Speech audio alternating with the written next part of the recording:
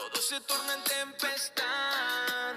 Dime dónde estás. Que por ti yo iré. Donde tú estés te encontraré. Que con tu amor me basta. Contigo tengo todo. Sin ti yo no tengo nada. Que por ti yo iré. Donde tú estés te encontraré. Que con tu amor me basta. Contigo tengo todo. Sin ti yo no tengo nada. What's going on, everyone? It's your boy, Ernest Dove, New York Mets Dove Report. During this segment, I'm going to talk about the number one farm system in Major League Baseball, the New York Mets. Obviously, I cover the Mets, easy for me to say, but it's been talked about now in other publications, including ESPN. I'm going to start giving some information about why. Why are the Mets, who all of a sudden might have been top 10-ish going into the year, why are they all of a sudden number one out the blue? There's a reason for that. There's coaching, there's player development, there's the players themselves. Who gets the credit? Everybody wants to know who gets the credit. I'm going to do it, give you all the information during this segment. So let's go ahead and get started. Number one in the system, right? All of Major League Baseball. Why is that? Well, some of the stuff, obviously, the players themselves, but this is stuff I've been talking about now since last year. First and foremost, we have a lot of people to credit for this because, again, there's been multiple different front offices in the last 2 to 3 years. We know this. Epler, everyone else, two Stearns. But again, there's a lot of resources that have been coming in since Steve Cohen took ownership. I've been talking about it for a while now. The Mets are one of the most jealous versions of the minor league farm system throughout minor league baseball. All of the players around baseball, as a consensus, they are pretty jealous and envious of the Mets minor leaguers because of the newest resources that they have. Now, again, prior scouting, there's other scouting departments, the international scouting departments. A lot of those staff that made some of these original acquisitions, signings, draft picks, some have moved on, some are still with the organization. But one of the things I want to talk about now, because a lot of people are bringing it up, including this week on my social media account on X, it's like, well, we got to credit people who brought in these players to begin with. Tong, McClain, Sproat, all drafted by another front office. But I want to talk about what's happening again. I'm going to bring it up because I've brought it up before. Last season, there was a huge shift in the entire player development from the Dominican Summer League up to Triple A. There's a whole new structure in place since David Stearns took over. When it comes to the bats, literally from the 16-year-olds in Dominican Summer League to the 25, 28-year-olds in the Syracuse Mets from last year and this year, there's a different plate approach. A lot of it now is highly analytical. The metrics are all over this, all of the extra computer systems, everything else involved. The bats in the minor league system from 16 to age 30, they're all showing a certain structure now. They want it towards slugging, exit velo, barreling, aggressiveness at the plate. This is something now they started teaching last spring in 2024. It was a rough year last year, possibly why the Mets organization were like maybe in the top 10-ish in the farm system, because even with all of the talented players in the system, I had a now former prior coach in the Mets system near the top. He said, hey, it's been a struggle for these players, especially at the younger levels, to learn this new kind of plate approach and put it, onto the field showing. The results weren't showing last year. Now they're showing. Some of the guys that have learned quicker than others, obviously, include a guy like Carson Benj, who was drafted by Stearns and his new-ish staff, with some of the new guys, some of the older guys who've stayed on, utilizing all of these analytics, which, by the way, I'm hearing even at an amateur level, a lot of the resources at the amateur level, they did not start until after the 2022 season.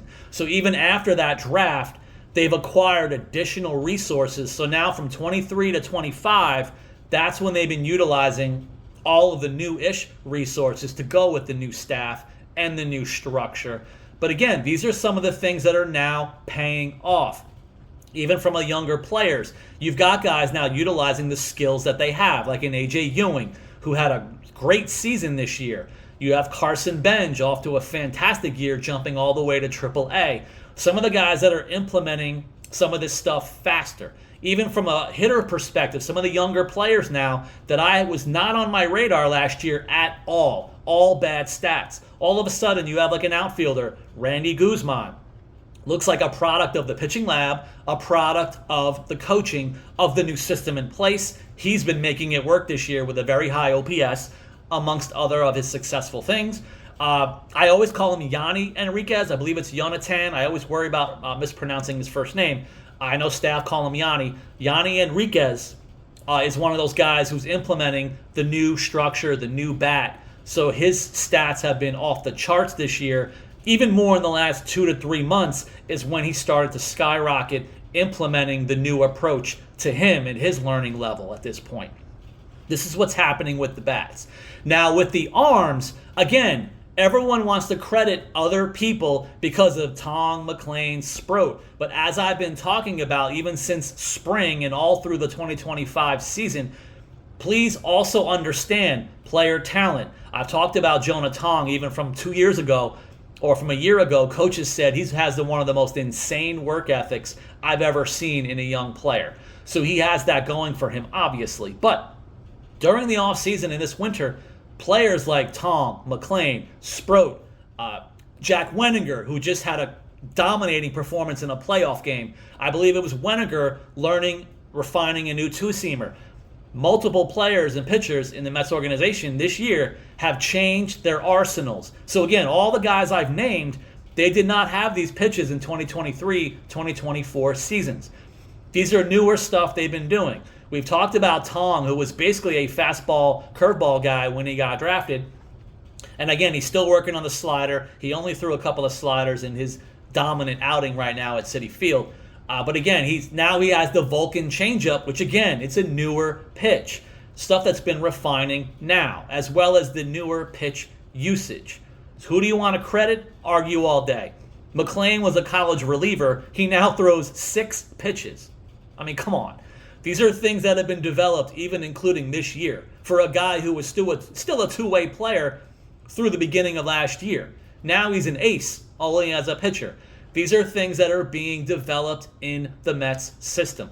And another thing that's very positive, I'm sure this can be said about many organizations. I don't want to act like the Mets are the only one doing this, but one important thing that I've noticed in my communication with staff over the years, from last year to this year as well, there's a very structured sharing of information and communication in the Mets organization now.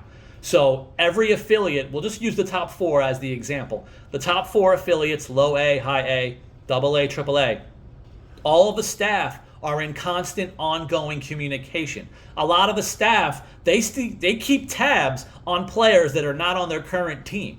So as much as they're working with the guys on the roster at the time, they're also sharing information that they receive from the other staff. A lot of the good stuff, like the pitching coaches, like a Jordan Krause, a Dan McKenney, these guys are in communication throughout the year. When these guys get promoted from one level to another, all of the information is shared. They work on the structure, the pitching, the analytics. It's then taught to the catchers at every affiliate.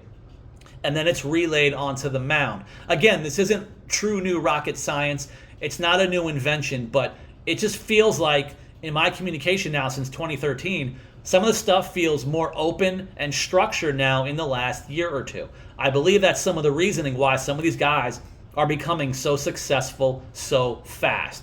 Now, as far as, again, the bats, we have to follow a lot of hard hit balls now. That's the thing. With the pitchers, I know the concern everybody has. It's always about pitch command.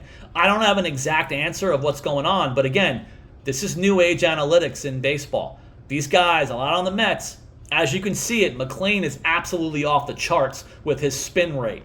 Tong has the high rising fastball. Again, guys like even like a Sproat now. Sproat himself, again, by the way, Sproat, Jack Wenninger, 2 of the top pitchers now in the system. These guys were learning and refining a new pitch, both the two-seamer. It looks like last year the Mets have been changing things based on results. They used to all go with the sweeper, sweeper, sweeper. Some of the pitchers, I believe, like a McLean, still utilizes it. There's other pitchers in the Mets organization changing it to more of a hard slider. There's reasonings for it. There's mechanical issues. There's physical body stuff that's going on in determining who should still throw it, who's switching over. But again, all this stuff is being changed. Sproat was a huge strikeout guy when he first got to the Mets. That rate dropped as he was learning new pitches like the sinker to refine it. These are the things that are happening in the Mets organization. And right now, what you're seeing, small sample size, only one calendar season in MILB for them in 2025, the results are starting to show. So now the talent, the tools are being combined with the structure, with the communication, with the resources. Again, Jacob Reimer, Yanni Enriquez, Randy Guzman. These are the bats that are now the poster children for the hitting version of the lab. Then you've got the pitching lab. Again, these guys are being refined all the time. Not everyone has perfect pitch command.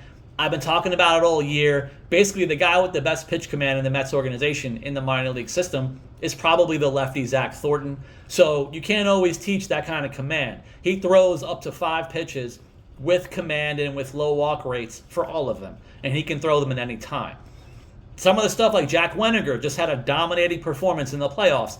I believe he's one of the strongest strike throwers as well in the Mets system. Although even I was talking about it, he had a weird blip for about 4 or 5 starts where the walk rate went up. I was wondering why, but he's doing really well at the end. But again, there's a reason why they have a top-ranked farm system at this point. I believe they can maintain a top 3 status even through the trade deadline, which they just did, which, by the way, you can see they're trading loads of guys off of their version of depth. They have all these arms they traded at the deadline, and yet on social media, I'm posting up to 6, 7 arms that aren't even here yet, and they're already at the AA level, if not AAA, and waiting into next year. The arms are everywhere. The bats, they've been coming up a little bit different. I've been saying it. This was the year of the pitching, obviously, with the top 3 now in the major leagues. I think going into 2026, we might see a slight shift where the bats might start to take over a little bit. But again, I might be wrong on my own statement right now because there's going to be other pitchers coming back from injury next year. I was reporting on it a few weeks ago. Some of the guys we just don't know. Matt Allen, Ziegler. These are the guys that are throwing at Clover Park. There's even a Dylan T-Break might start somewhere next year to come back. Hoodpole, Wyatt Hoodpole is going to be participating in the AFL, already throwing mid-90s in the backfields. There could always be the shifts back and forth. I still think it'll be headed by the bats. It's going to be up to the guys. It's going to be up to the top IFA kid, Elian Pena. You know my thoughts on Giovanni Rodriguez. I still think he's going to be one of the top prospects in the Mets farm system in about 2 years. And then you got the new draft picks. Antonio Jimenez, he's done really kind of slow but steady in his first pro ball season after getting drafted. Did really well in the playoffs as well. Mitch Voit, numbers up and down. He steals like every single time he gets on base, so that's fun to see. And I keep kind of reminding myself, Mitch Voit was technically drafted as a 20-year-old, not always 21, 22. So he's even got that going for him simply by age. But again, this is why I'm saying the Mets can sustain being a top farm system. Again, it's not always going to be easy to be the top. I think they can sustain top 3 farm system level for years to come because of the structure, because of the analytics, because of everyone's envious jealousy in all the resources the Mets have once you get there. So they're going to have everything at their disposal going forward, along with the tools and the coaching and the staff.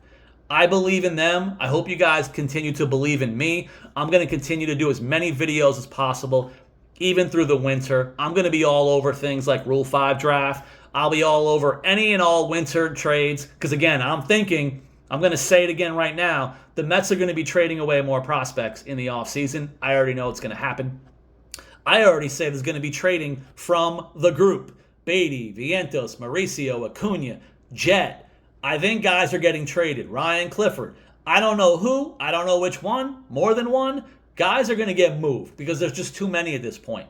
They already traded about, 6 arms at the deadline? They already have about 20 more. More guys are going to get traded. I'm going to be nervous, but you guys are going to be able to see all my thoughts, my analysis, information. I'll continue to give it to you. Please continue to support the channel. I'm not going anywhere.